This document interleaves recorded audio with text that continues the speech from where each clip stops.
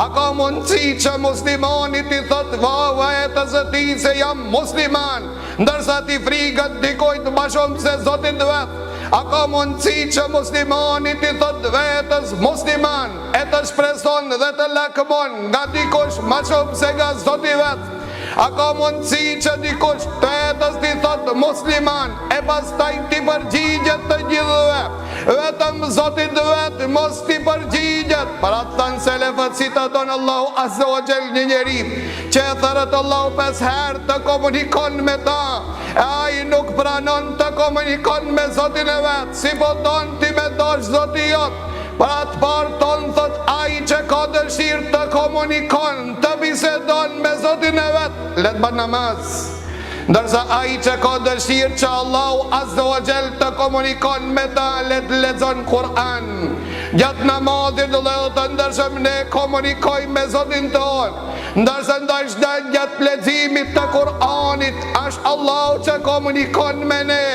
Pra namazi a diçka që i përshin këta të dijat, pra e përshin atë që komunikon ti me Zotin tënë, elen detyrën tonë, elen pozitën tonë, elen obligimin tonë, ilen krejt pas shpinoj dhe i thua Allahu Akbar, vërtet ti e maj madhi, ai që m'ka bo mua të jem këtë gjendje në këtë vend, nga se ti e maj madhi m'ka fkeftu në këtë vend. A di vllai i dashur musliman, kush është ai që i rebelohet kohën e namazit hik, i vetëmi që hika shejtani, si që ka thonë pejgamberi Allah, që transmeton Ebu Hurajra këtë hadith e ka nxjerr Imam Buhariu, që thot pejgamberi Allah kur të ndije e zanin shejtani hik edhe zerë zhurmë gazi, për çka se nuk ka dëshirë të ndëgjon fjalën Allahut Azza wa Jall.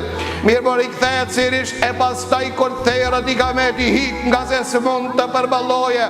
Ata të cilët s'kan mundësi të përballojnë lejo të ndërshëm janë ata të cilët janë manipulu nga iblisi, nga shejtani, ti lakmon të hish në xhennetin Allahut, ai cili u debua nga xhenneti Allahut për shkak një arsye, të njëjtën arsye vëllezër të ndërshëm mund ta kem unë dhe ti.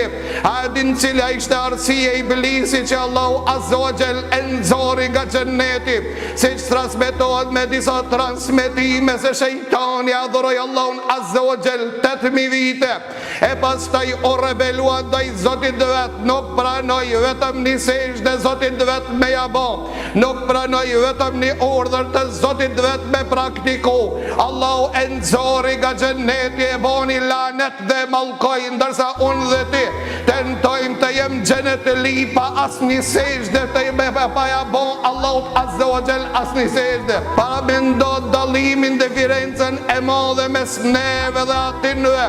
Para të lejo të ndërshëm shok të pejgamberit Allahut, Ebu Ishaq es-Sebi thonte, kur e ndëgjojshin ezanin, ju zbete fitira atyre sikur mu thirën ato me dalë ditën e kiametit, sikur mu thirë ato që me të prezentu para Allahut. Para të Fudejl ibn Iyadi thonte, Fudejl ibn Iyadi thonte, o ti që ende se ke regullu raportin tanë me Zotin tanë këtë dunja, o ti që ende s'din të komunikosh me Zotin tanë, qish para mendon me dalë pranë Zotit tanë ditën e kiametit?